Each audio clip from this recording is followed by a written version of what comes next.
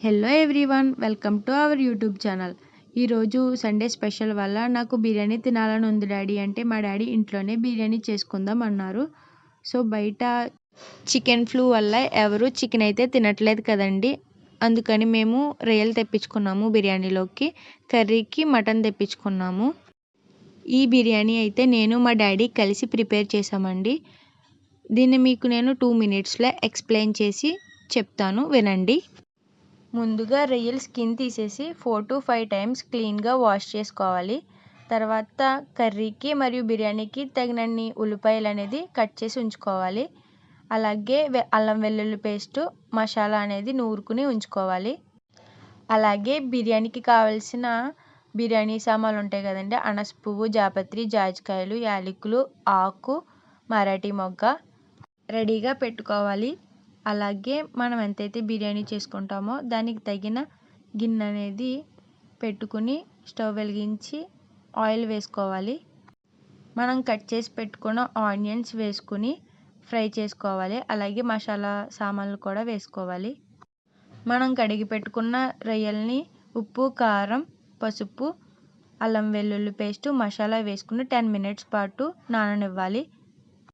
మనం మ్యాగ్నేట్ చేసి పెట్టుకున్న రొయ్యల్ని వేసుకుని 2 minutes పాటు మగ్గనివ్వాలి.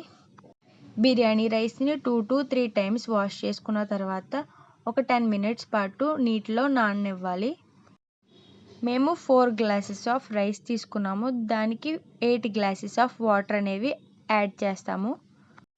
సో రొయ్యలు అనేవి మగ్గిన తర్వాత వాటర్ అనేవి యాడ్ చేసుకోవాలి.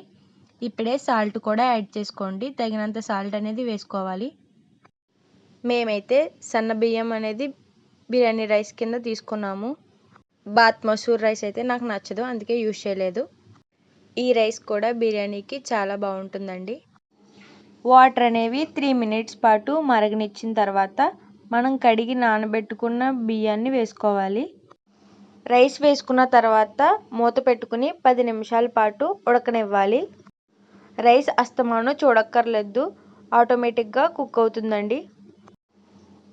ఒకసారి మూత తీసుకుని సాల్ట్ సరిపోయిందా లేదా చూసుకోవాలి. సాల్ట్ సరిపోకపోతే తగినంత సాల్ట్ అనేది యాడ్ చేసుకోవాలండి. మాకు కొంచెం ఉప్పు తక్కువై ఉప్పు అయితే యాడ్ చేసుకున్నాము. చూసారు కదా, బిర్యానీ అనేది కుక్ అవుతుంది. బిర్యానీ అనేది కుక్ అయిన తర్వాత మా డాడీ రొయ్య ఉడికిందా లేదా అనేది చూస్తున్నారు. బిర్యానీ గార్నిష్ చేసుకునేందుకు కొత్తిమీర, ఫ్రైడ్ ఆనియన్స్, నెయ్యి వేసుకోవచ్చు. బిర్యానీ అయితే రెడీ అయిపోయిందండి. ఇప్పుడు కర్రీ చేసుకుందాం. మటన్ 5 to 6 times వాష్ చేసుకున్న తర్వాత అందులోకి అల్లం వెల్లుల్లి పేస్ట్, ఉప్పు, కారం, పసుపు, కొంచెం పెరుగు వేసుకుని మ్యాగ్నేట్ చేసుకుని 10 నిమిషాల పాటు నాననివ్వాలి. కర్రీకి కడాయి పెట్టుకుని అందులో ఆయిల్ వేసుకుని కట్ చేసి పెట్టుకున్న ఆనియన్స్ వేసుకుని ఫ్రై చేసుకోవాలి. ఆనియన్స్ ఫ్రై అయిన తర్వాత మ్యాగ్నేట్ చేసి పెట్టుకున్న మటన్ వేసుకుని మగ్గనివ్వాలి. కర్రీకి కావలసినంత ఉప్పు, కారం, పసుపు యాడ్ చేసుకోవాలి. ఇందులోకి గరం మసాలా మేమైతే ఈ ప్యాకెట్స్ యూజ్ చేసామండి. గరం మసాలా అనేది నెససరీ కాదు, స్కిప్ చేయొచ్చండి. మటన్ ఉడికేందుకు తగినన్ని వాటర్ వేసి ఉడకనివ్వాలి. కర్రీ అయితే నేను పూర్తిగా చూపించలేదు, కొన్ని క్లిప్స్ అనేవి మిస్ అయినవండి. మటన్ని బాగా ఉడికించుకోవాలి. అంతే అండి, మా బిర్యానీ అయితే చాలా బాగా వచ్చింది. నేను మా డాడీ వేడివేడిగా సర్వ్ చేసుకుని తిన్నాము. మీకు మా బిర్యానీ ప్రాసెస్ నచ్చినట్లయితే like, share and subscribe to my channel. Click the bell icon.